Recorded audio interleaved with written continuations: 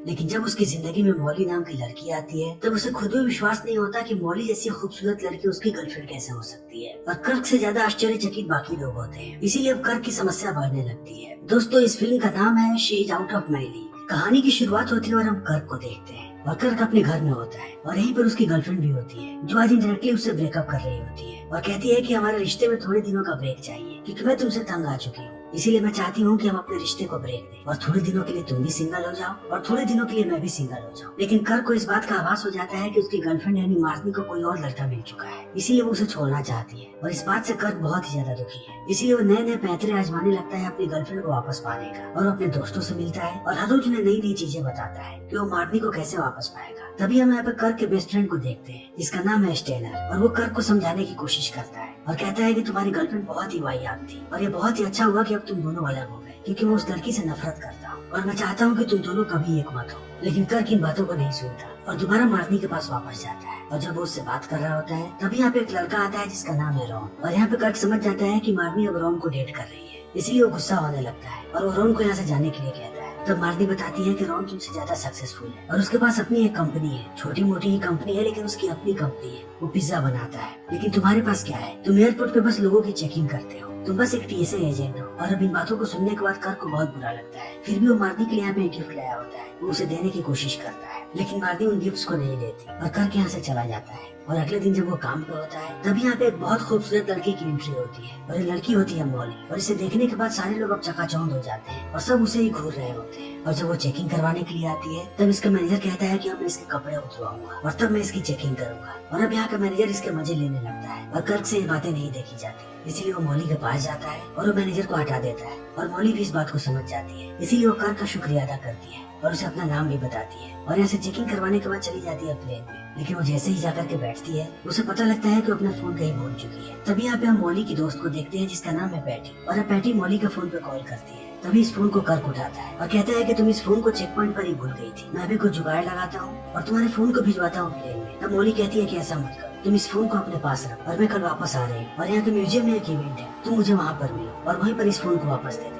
और कर्क भी इस फोन को रख लेता है और अगले दिन वो उस म्यूजियम में जाने लगता है और यहाँ पे उसके साथ उसका दोस्त भी होता है जिसका नाम है डेवन और डेवन को वो पूरी बातें बताता है। तो डेवन कहता है कि यहाँ पे तुम्हारे चांसेस है और मुझे लगता है कि मॉली तुम्हें पसंद करने लगी है। लेकिन कर्क इन बातों पर विश्वास नहीं करता और कहता है कि जरा मॉली को देखो और फिर मुझे देखो, तुम्हें क्या लगता है कि मॉली मुझे पसंद करेगी। और अब कर्क जल्दी ही पहुंच जाता है पार्टी में। फिर वो एक लड़की से पूछता है कि यहाँ पे मॉली कहाँ मिलेगी। तब वो बताती है कि वो मॉली की बहन है और इतना कहने के बाद वो उसे मॉली के पास भेजती है। तब कर्क मॉली को उसका फोन देता है और कहता है कि अब हम लोग यहाँ से निकल रहे हैं। तब मॉली उसका शुक्रिया अदा करती है लेकिन उसे रुकने के लिए कहती है और कहती है कि मैं चाहती हूँ कि तुम लोग कुछ ड्रिंक्स लो। और कर्क मान जाता है और वो यहाँ पे पीने लगता है। तभी गलती से एक ड्रिंक गिर जाता है एक आदमी के ऊपर। तब वो आदमी गुस्सा करने लगता है और हमें पता लगता है कि आदमी इस म्यूजियम का डायरेक्टर है, इसीलिए वो इन दोनों को यहाँ से बाहर निकलवा देता है। और जब ये लोग बाहर जा रहे होते हैं तभी मॉली आती है कर्क के पास और कहती है कि मैं नहीं चाहती थी कि तुम ऐसे यहाँ से बाहर जाओ, इसीलिए मैं चाहती हूँ कि कल तुम आइलैंडर गेम्स पे आओ और हम दोनों फिर से वहाँ पे मिल सकते हैं। और कर्क भी इस बात के लिए राजी हो जाता है। फिर जब वो एयरपोर्ट पे आता है तब ये सारी बातें बाकी दोस्तों को बताता है। तब यहाँ पर उसके बाकी दोस्त कहते हैं कि तुम उसका पीछा छोड़ दो और उसके पीछे अपना टाइम व्यर्थ मत करो क्योंकि वो तुम्हें कभी नहीं मिलेगी, वो तुम्हारे पहुंच से बहुत ही बाहर है। और कर्क को भी इन बातों पर विश्वास होने लगता है। तभी यहाँ पे मार्नी आती है और वो कर्क को बताती है कि मैं तुम्हारे परिवार के साथ वेकेशन में जा रही हूँ और तुम्हारे परिवार वाले तुम्हें लेकर के नहीं जाना चाहते, इसीलिए तुम्हारी जगह पे मैं जा रही हूँ और मेरे साथ रॉन भी जा रहा है। और अब इन बातों को सुनने के बाद कर्क को कोई फर्क नहीं पड़ता क्योंकि वो भी अपने परिवार को पसंद नहीं करता। तब वो कहता है कि तुम लोगों को जहाँ जाना है वहाँ जाओ क्योंकि आज कर्क को जाना है मॉली के पास, इसीलिए वो स्टेनर को भी अपने साथ लेकर के जाता है और ये लोग वहाँ पे मिलते हैं। तब मॉली यहाँ पे फिर से अपने दोस्त को लाई होती है यानी पैटी को। लेकिन जैसे ही पैटी यहाँ से बाहर जाती है स्टेनर उसके पीछे जाने लगता है क्योंकि वो भी मॉली को पसंद करने लगा है। तभी पैटी कर्क से कहती है कि तुम्हें मॉली पसंद करने लगी है, इसलिए तुम्हें उसका ध्यान रखना चाहिए और उसके इशारों को समझना चाहिए।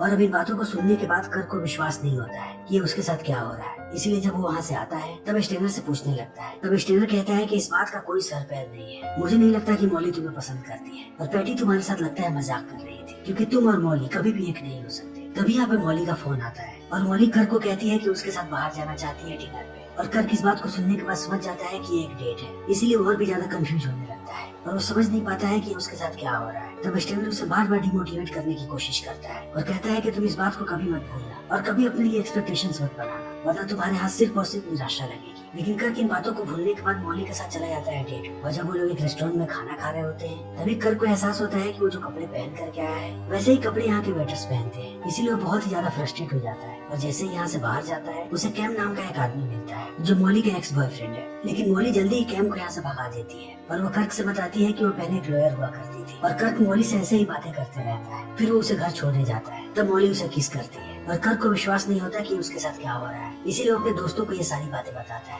और कहता है कि मुझे बहुत ही ज्यादा खुशी हुई, इसीलिए मैंने उसे कल अपने पेरेंट्स के साथ मिलने के लिए इनवाइट कर लिया है और वो मेरे घर पे ही डिनर करने वाली है। और इस बात को सुनने के बाद उसके दोस्त कहते हैं कि तुमने सब सत्यानाश कर दिया, इतनी जल्दी उसे नहीं पूछना था, अब देखो कि क्या होता है। लेकिन कर्क ज्यादा इनकी बातें नहीं सुनता और अगले दिन वो मॉली को लेकर के पहुंचता है अपने घर। और कर्क के माता पिता जैसे ही मॉली को देखते हैं वो एकदम बहुत चक्का रह जाते हैं क्योंकि इतनी खूबसूरत लड़की कर्क के साथ कभी नहीं हो सकती, उनका यही मानना था। और अब मॉली को देखने के बाद सारे लोग ऐसे ही आश्चर्यचकित हैं। और यहाँ पे रॉन भी मॉली पे लाइन मारने की कोशिश कर रहा है और मॉली को देखने के बाद सबसे ज्यादा यहाँ पे जेलस है मार्नी, क्योंकि उसे विश्वास नहीं हो रहा कि कर्क को ऐसी लड़की कैसे मिल गई, क्योंकि मॉली मार्नी से बहुत ही ज्यादा बेटर है। इसीलिए मार्नी यहाँ पे बार बार बेइज्जती करने की कोशिश करती है कर्क की। और वो मॉली को ये भी बताती है कि वो उसकी गर्लफ्रेंड हुआ करती थी। लेकिन मॉली को इन सारी बातों से कोई फर्क नहीं पड़ता और वो ऐसे ही सबको प्रभावित करती रहती है। तब कर्क की माँ से पूछती है कि क्या तुम हमारे साथ फैमिली वेकेशन पे चलना चाहोगी, और वो हाँ भी कह देती है। और मार्नी को ये बात बिल्कुल भी अच्छी नहीं लगती। फिर कर्क मॉली को उसके घर छोड़ने जाता है। तब मॉली उसे ऊपर लेकर के जाती है अपने अपार्टमेंट में और यहाँ पे ये दोनों इंटीमेट होने लगते हैं। लेकिन मॉली इतनी हॉट है कि उसे देखने का कर्क का प्रीमेच्योर इजैकुलेशन हो जाता है और वो चीजें उसके पैंट पे दिख रही होती है। तभी यहाँ पे मॉली का दरवाजा बजता है और जब वो दरवाजा खोलती है तब वो दरवाजे पे अपने माता पिता को पाती है और वो उन्हें लेकर के आती है कर्क से मिलवाने के लिए। लेकिन कर्क अपने पैंट को छुपा रहा होता है, इसलिए वो बहुत ही अजीबोगरीब बिहेव कर रहा होता है। तभी यहाँ पे एक कुत्ता आ जाता है और वो उसके पैंट के पीछे लग जाता है, इसलिए कर्क यहाँ से भाग जाता है। और इस चीज को देखने के बाद सारे लोगों को लगता है कि कर्क बहुत ही बदतमीज लड़का है और मॉली को समझ में नहीं आता कि आखिर कर्क ने यहाँ पे क्या किया। फिर कर्क वापस जाकर के अपने दोस्तों को ये सारी बातें बताता है।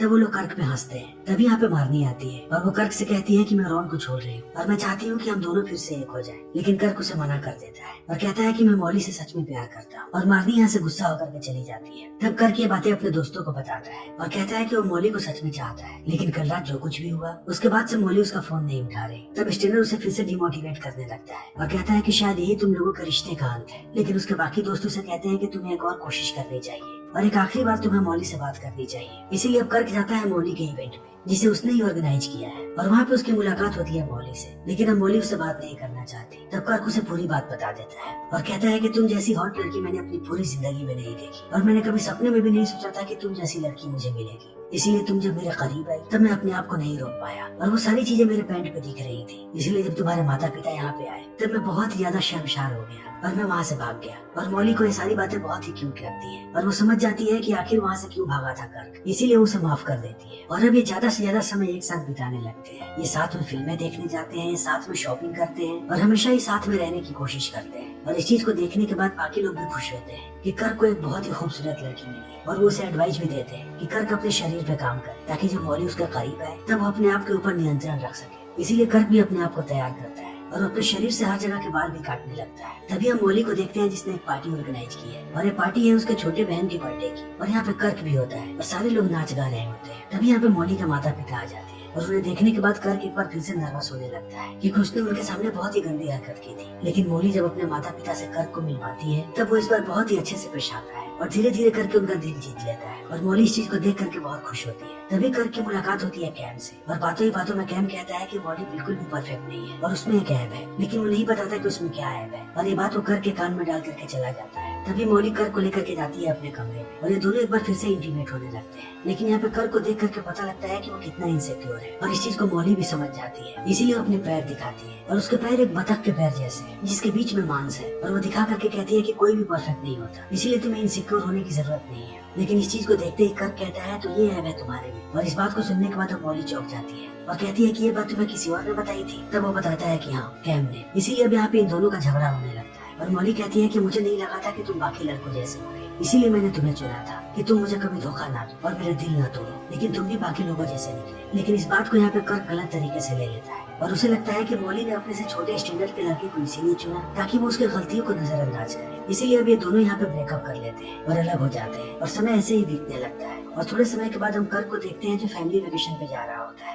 और अब वो फिर से मार्नी के साथ रहने लगा है। लेकिन कर्क इस बात से बिल्कुल भी खुश नहीं है क्योंकि वो अभी भी मॉली को मिस करता है। तभी हम स्टेनर को देखते हैं और स्टेनर को इस बात का एहसास होता है कि अगर आज कर्क मॉली के साथ नहीं है तो कहीं ना कहीं उसकी गलती है। इसीलिए स्टेनर को समझ में आता है कि उसे क्या करना चाहिए और स्टेनर को भी ये बात समझ में आ जाती है कि कोई भी परफेक्ट नहीं होता, हमें अपने आप को परफेक्ट मानना पड़ता है और अगर हम अपने आप को दूसरे से कम आंकेंगे तब इसका मतलब ये होगा कि हम जरूर कम हो जाएंगे। इसीलिए वो यहाँ पे कर्क को समझाने लगता है और कहता है कि मॉली और तुम एक दूसरे के लिए बने हो और तुम दोनों में कोई छोटा या बड़ा नहीं है, इसीलिए तुम्हें मॉली के पास जाना चाहिए। लेकिन कर्क इसकी बातों को नहीं सुनता और वो प्लेन में चला जाता है। तब स्टेनर इस प्लेन को रुकवाने की कोशिश करता है लेकिन वो ऐसा नहीं कर पाता। तब वो पैटी को कॉल करता है और उसे पूरी बात बताता है और कहता है कि तुम्हें कैसे भी मॉली को लेकर के यहाँ पे आना पड़ेगा और पैटी भी मान जाती है। तभी हम कर्क को देखते हैं और कर्क को भी इस बात का एहसास होता है कि वो फैमिली वेकेशन पे ना जाए क्योंकि वो मॉली के साथ रहना चाहता है। इसीलिए वो मार्नी की बेइज्जती करने लगता है और कहता है कि मैं तुम लोगों के साथ कहीं भी नहीं जाना चाहता। और इतना कहने के बाद वो प्लेन से जाने लगता है। तब क्रू वाले लोग उसे बताते हैं कि प्लेन को लॉक कर दिया गया है और अब कोई भी नीचे नहीं उतर पाएगा। इसीलिए कर्क जाकर के वापस बैठ जाता है। तभी यहाँ पे मॉली आ जाती है और कर्क उसे पूरी बात समझाता है और मॉली को भी इस बात का एहसास होता है कि उसने गलत किया है कर्क के साथ और वो कर्क की इनसिक्योरिटीज को कभी समझ ही नहीं सकी।